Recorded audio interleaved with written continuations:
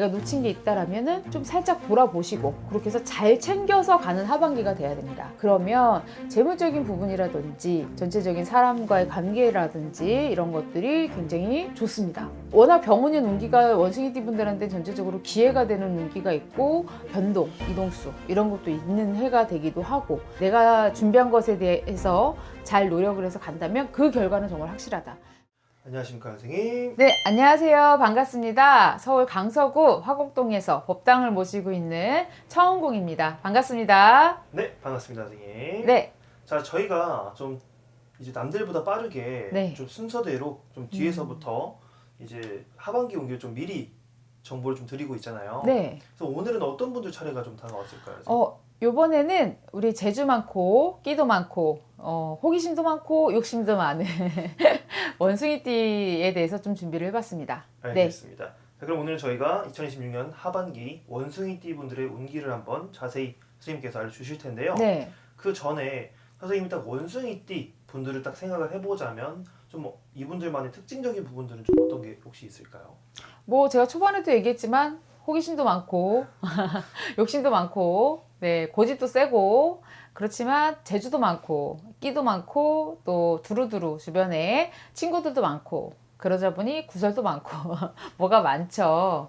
근데 어쨌든 우리 원숭이띠 분들은요 자기 재주가 워낙에 다들 있으신 분들이고 어떻게 보면 머리도 좋아요. 그런데 이 깊게 파진 않죠.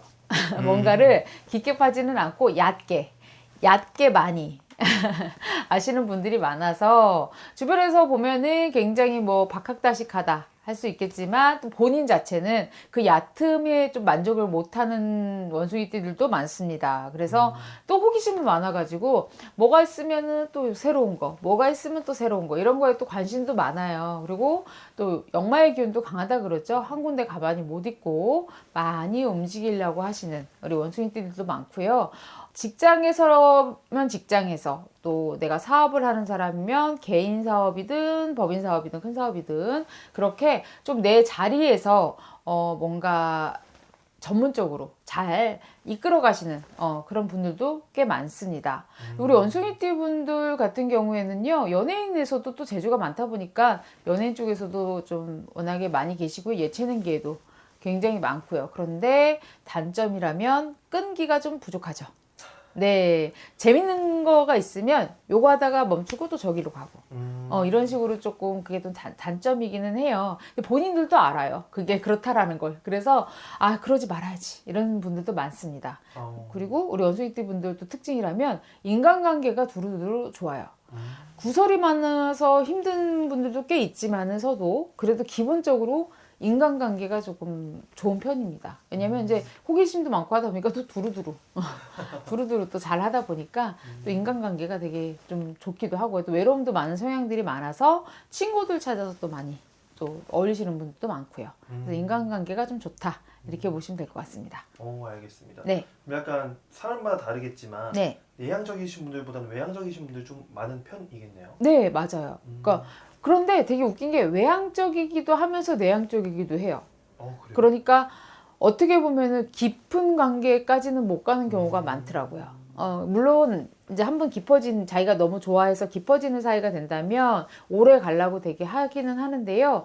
어떻게 보면은 좀 두루두루 사람들하고 좀 친하게 지내고 맞춰주다 보니까 깊은 관계가 있던 친구들도 어느 때는 좀 서운해하는 것도 있더라. 그렇게 해서 조금 어떻게 보면은 좋으면서도 외로운 사주? 우리 원숭이띠 분들이 좀 그런 것 같아요. 네. 알겠습니다. 뭐 사람마다 다 장단점이 있는 거니까. 맞아요. 네, 좋습니다. 자, 그러면 이제 올해를 놓고 보자면 네. 올해 상반기 때는 좀 어떻게 이제 거의 이제 마무리가 돼가고 있는데 상반기는 좀 어떻게 흘러왔을까요, 선생님? 올해 35살 되시는 우리 임신생분들 같은 경우에는 삼재가 굉장히 힘들었어요. 답답하기도 했고 직장에서 퇴직하시는 분들, 사업하다가 조금 폐업하시는 분들, 또 인간관계에 있어서도 이별수도 굉장히 많았고요. 힘들었던 이제 임신생이거든요. 그런데 그럼에도 불구하고 2025년도 또 삼재가 회복이 되면서 확 회복되신 분들도 있지만 회복이 안 되고 여전히 또 답답하신 분들도 없지 않아 있었습니다. 하지만 그럼에도 불구하고 전체적인 면에서 봤을 때 2026년도 우리 원숭이띠들이 상반기가 굉장히 바빴고요.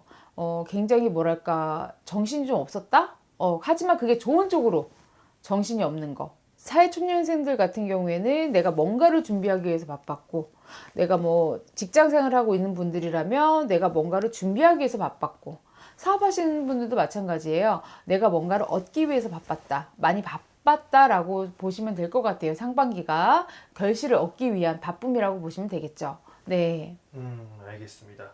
그만큼 이제 상반기 때는 많이 바쁘셨다면 네. 좀 하반기는 이제 그거에 대한 뭐 보상이나 이런 거 좀 기대를 하실 것 같아요. 네. 그래서 선생님이 보실 때에는 사실 하반기가 좀 남긴 했지만 하반기 운기는 좀 어떻게 흘러갈 것 같으세요, 선생님? 우리 원숭이띠 분들 상반기 바빴으니까 이제 하반기가 좋아야죠. 엄청 좋아야죠.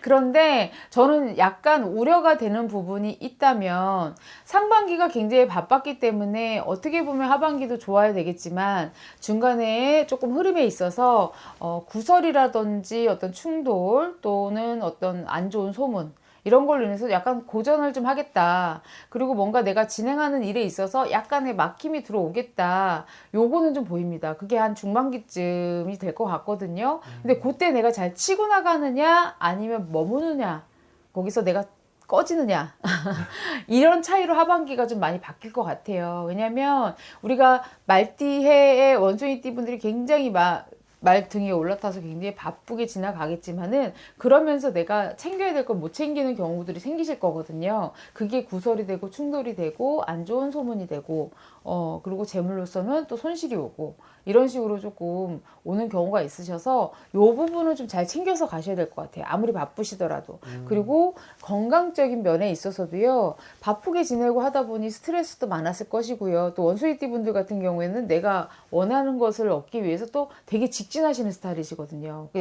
내가 원하는 걸 다 얻기 위해서 아무것도 안 들보고 그것만 파시는 경향이 있으세요. 그러다 보니까 건강적인 부분에서도 조금 적신호가 올 수 있습니다. 그래서 그 부분을 좀 명심을 해가지고 우리 하반기를 좀 맞이하면 좋을 텐데요. 그러면 내가 그런 거 저런 거 다 차지하고 하반기가 왔습니다 했을 때는요, 결과에서 보시면 될 것 같습니다.